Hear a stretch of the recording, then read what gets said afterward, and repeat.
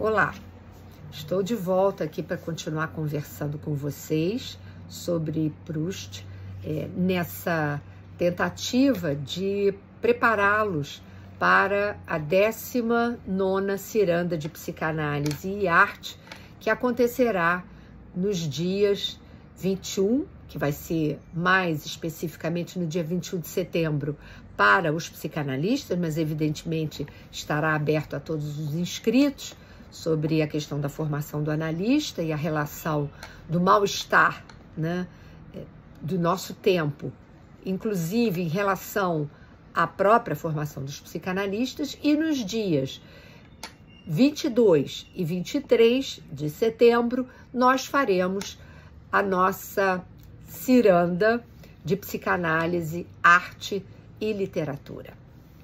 E nesse trabalho de preparação, eu estou trabalhando justamente o texto do Proust. Nós vamos fazer um encontro na terça-feira, às 8 da noite, pelo Zoom da Escola Lacaniana de Psicanálise, uma entrevista à colega psicanalista e professora de literatura, que é Sandra Edler.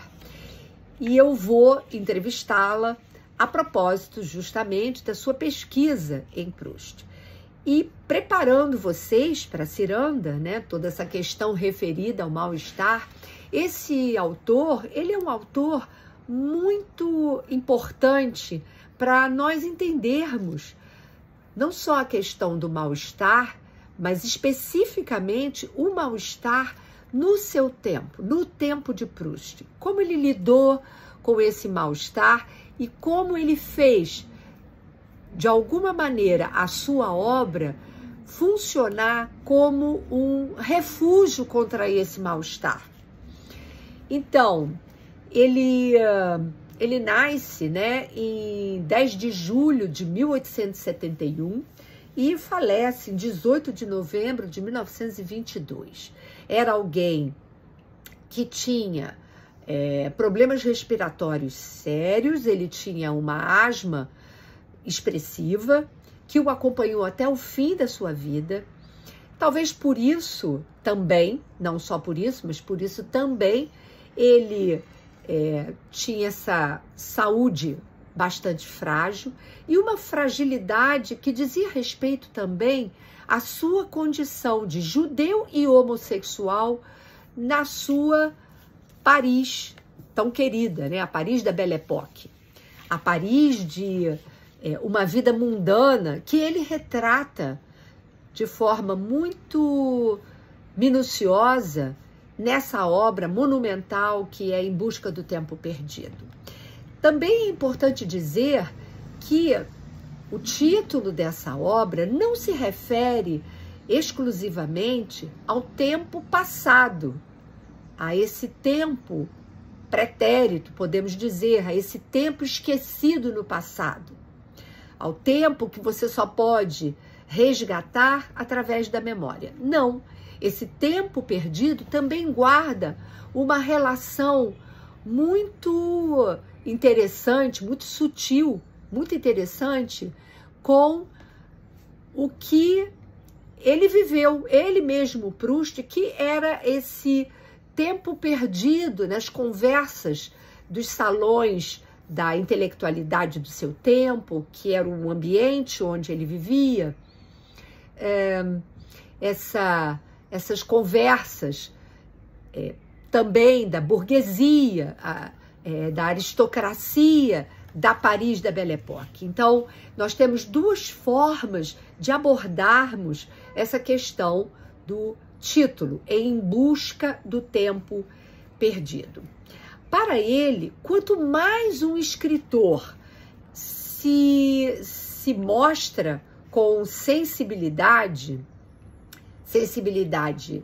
rica e criativa, menos a sua obra pode ser reduzida a apenas uma questão biográfica, né?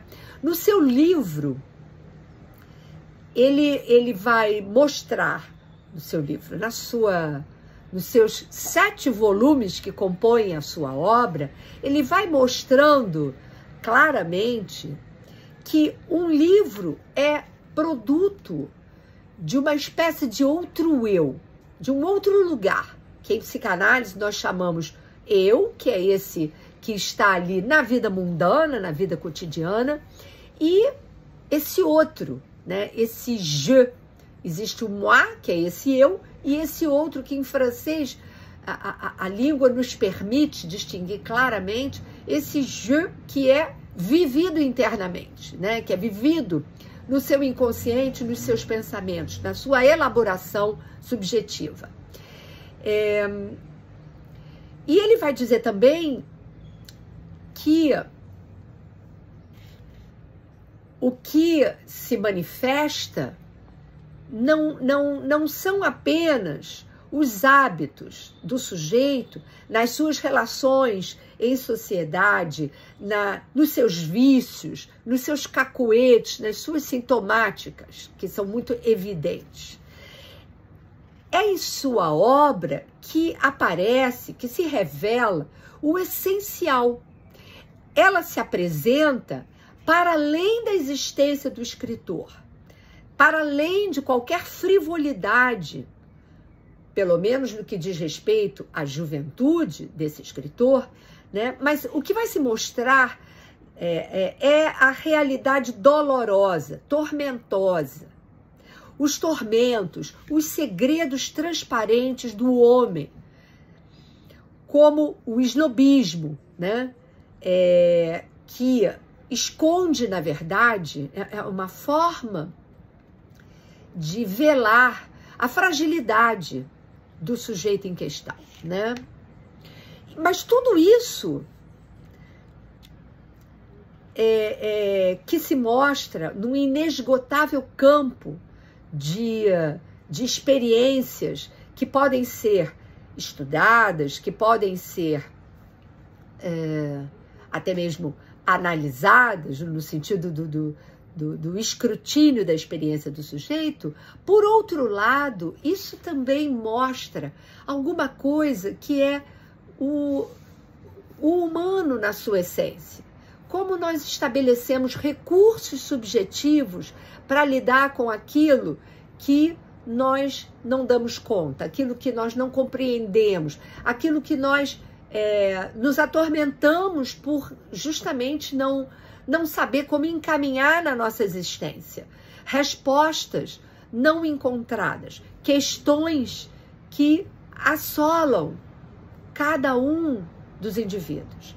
E que uma análise pode justamente introduzir esse espaço reflexivo, e eu acho que é para isso que a análise, para além das questões da angústia mais evidente, que é essa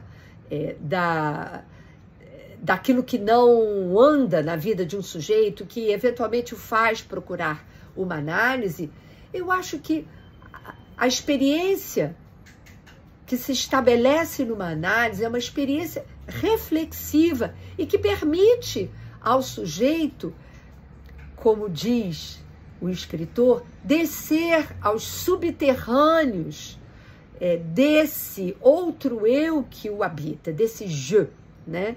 E possibilita, talvez, reencontrar não o tempo perdido, o tempo da sua própria historicidade, né? Então,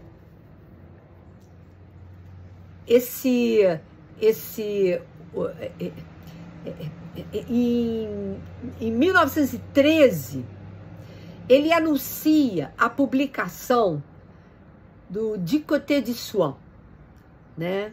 Que quer dizer, numa tradução mais aportuguesada, a caminho de Swann. Mas, na verdade, Du Côté de Swann, eu acho que eu já disse isso em outro lugar, se presta muito mais a uma tradução no sentido do lado do Swann, do olhar do Swann, o que ele enxerga, como ele se vê, né? Como ele vê o mundo que o cerca. Esse artigo, ele traz, na verdade, esse artigo que vai depois se tornar o livro, né? Ele apresenta, na verdade, um olhar sobre as experiências mais primitivas desse sujeito, né? Em Busca do Tempo Perdido é a história, portanto, de uma época e também de uma consciência. Ela é o mundo e o eu em Proust, né? O autor descobriu não apenas o mundo como ele se ordenava no seu entorno, mas também o mundo interior, o mundo do sujeito. E é este que dá a dimensão desses personagens tão fantásticos. A indiferença, o amor, o ciúme, etc. Proust sabe que só o passado é adquirido e que os verdadeiros paraísos são os paraísos perdidos. Paraísos perdidos para sempre? Não, porque a memória pode ressuscitá-los. Memória que é involuntária, mas que é disponível, acolhedora, aparição misteriosa, imprevista, construída a partir de um doce, a partir do perfume de uma flor. Por exemplo, as acácias que lhe eram tão caras. Continuamos no próximo vídeo, mas lembro a vocês do nosso encontro desta terça-feira, dia 12, 8 horas da noite, pelo Zoom da Escola Lacaniana de Psicanálise, aberto ao público, não custa nada e nós estaremos lá.